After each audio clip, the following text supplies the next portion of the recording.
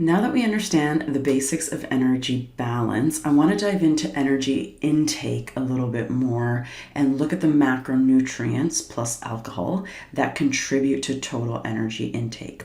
And what I'm for the most part going to argue is that it's the total caloric content, the total energy content of the diet that matters most as far as what is going to lead to a deposit of fat mass or a release of fat mass from the body. Not so much, how much carbs you take in, how much protein you take in, how much fats you take in. Although proteins might offer a bit of an advantage, but at the end of the day, it really comes down to the total caloric content of the diet, whether or not someone is going to be gaining fat mass or losing fat mass.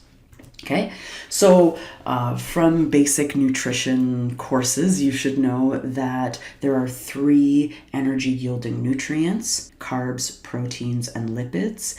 And they provide energy in differing amount, right? So each gram of carbohydrates provides 4 kilocalories. Same with each gram of proteins. Lipids provide about 9 kilocalories per gram, and alcohol is not a nutrient, but it is something we consume in the diet, and it also does provide energy to the body. Now, just looking at this, it would seem logical that if you're consuming more lipids in the diet, that because they offer more kilocalories per gram, that if you eat more lipids, you're going to take in more, you're just going to have a higher energy intake. But it's not that simple. It's actually, you have to look at overall how much a person is consuming. So if lipids are high in the diet, but your energy intake stays about the same, right? It actually, as far as fat mass deposition goes, it actually doesn't so much matter if your fat intake is higher if your calories stay the same, right? It's total kilocalories consumed, total energy consumed that matters the most. So in order to kind of back up what I just said, that the total caloric content of the diet is what matters most, not so much the nutrient distribution for the most part, I want to look at a couple studies that are what we call isocaloric studies. So these are both studies, this one and on the next slide, where we reduced caloric intake by a similar amount, right? Energy intake was around the same amount, right? So energy intake was matched, but we shifted the percentage of carbs versus fats within each of those matched diets. So let's say that both of these people consumed about 1,500, both of these groups consumed about 1,500 calories, right? So the energy intake was matched, but what was different was the percentage of carbs and fats within those diets, okay?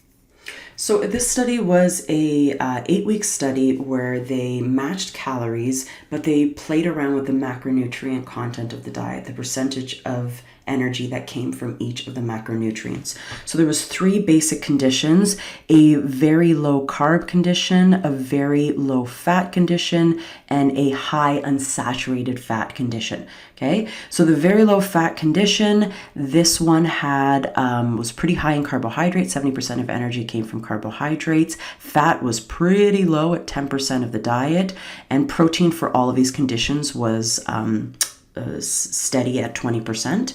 And in this condition, about 3% of energy came from saturated fat. The high unsaturated fat condition had higher amounts of total fat, and more of that fat came from unsaturated sources.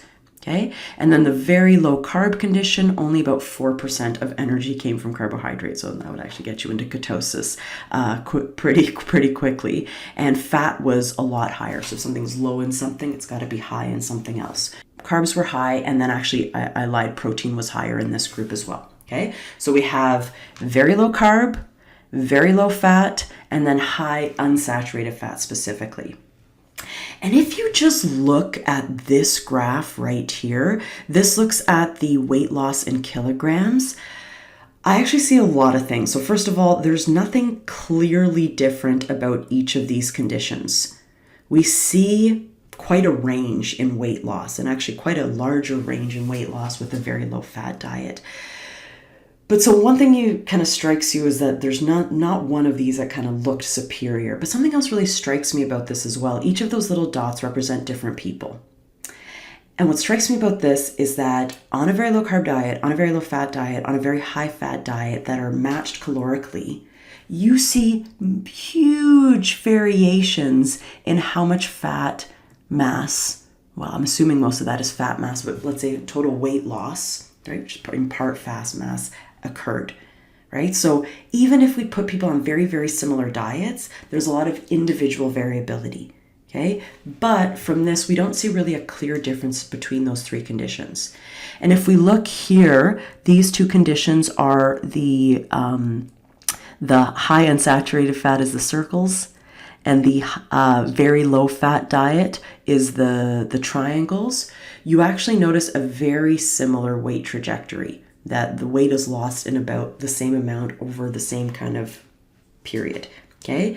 And this is the very low carb condition, and although you might notice that there's a significant difference, or it looks like it's a significant difference between the endpoints, the group that started on that very low carb diet were at a lower starting point to begin with. Okay, so actually the total weight loss, the percentage of weight loss in this study was basically the same. There was no significant differences in absolute weight loss according to dietary treatments. What does this mean?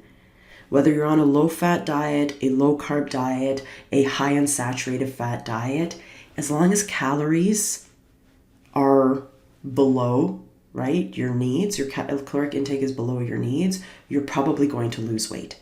What matters most is calorie versus the macronutrient content of the diet. And this next study basically backs that up as well. This was a longer study. It was a 52-week study. Yes, 12-month study. That's 52 weeks, yes. That's 52 weeks. And we had about 70 people on it, and they were all put on about a 1,500 calorie per day diet. There was some variation between that.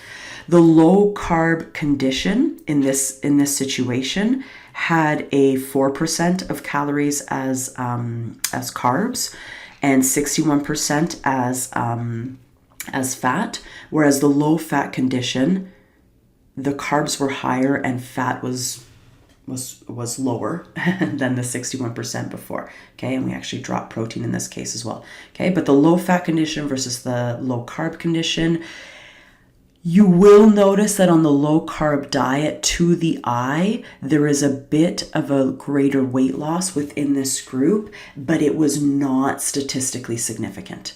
So both diets promoted a loss of weight. Those results were not statistically significant.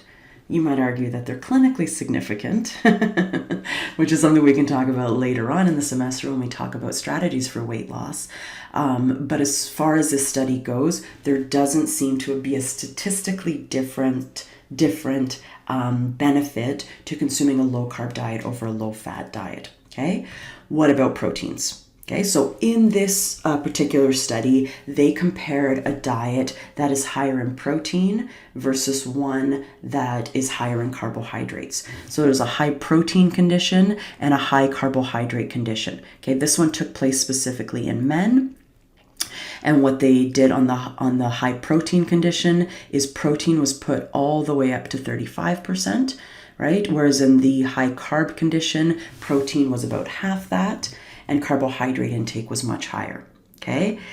Again, there was no statistically significant difference in body weight or total fat mass. However, when we looked at a change in the percentage, not the absolute, but the percentage of body fat mass loss, there was a difference between the high protein and the high carb group, where the high protein group lost a larger percentage of body fat mass to a statistically significant degree. Okay. And they also saw the high protein group also saw less of a drop in fat-free mass. Right? So there might have been more of a preservation of lean body mass on that high protein diet. Okay? And another study that kind of backs that up as well is this large scale meta-analysis that looked at high protein diets versus standard protein diets.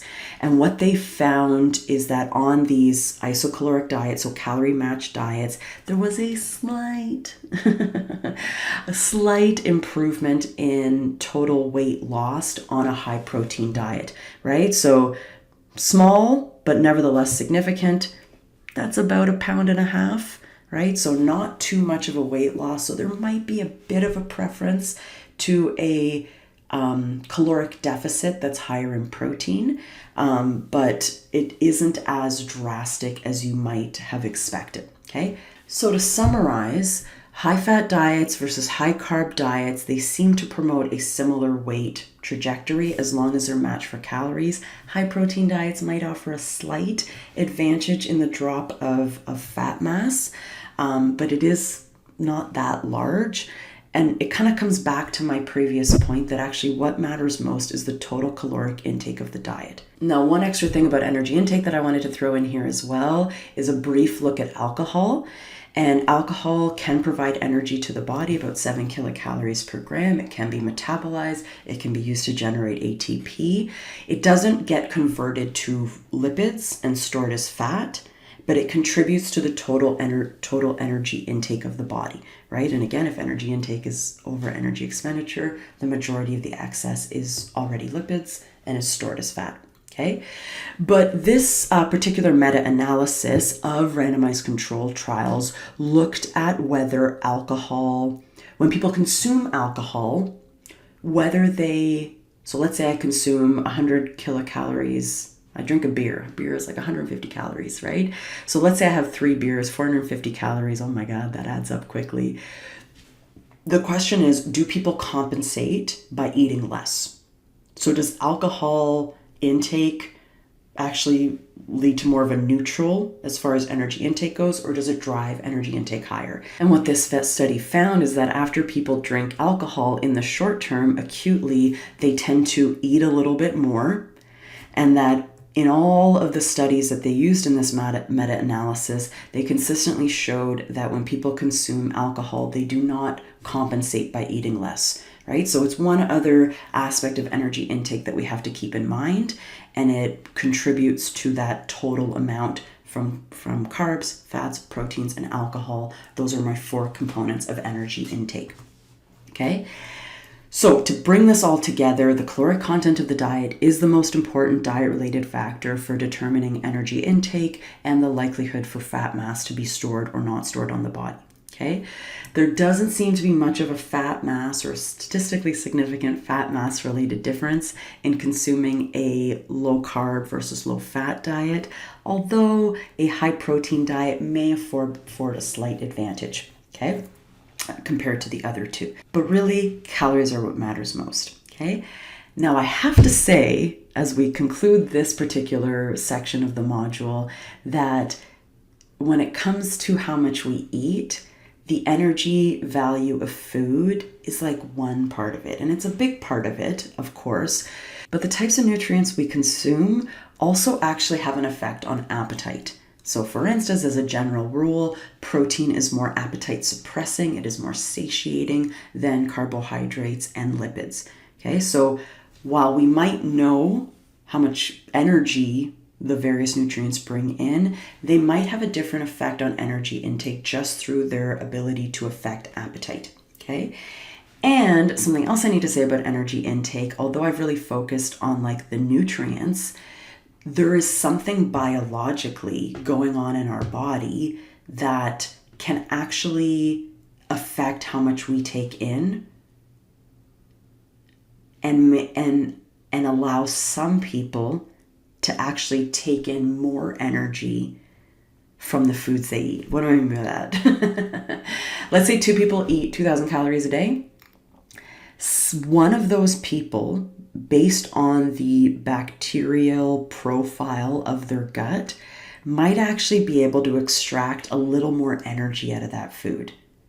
So, right, maybe all the food labels altogether say that they can both consume 2,000 calories, but one person might actually get 2,100 calories from their food. And that has to do with the bacterial composition, the types of bacteria we have in our gut, which is something we're going to look at in the next module.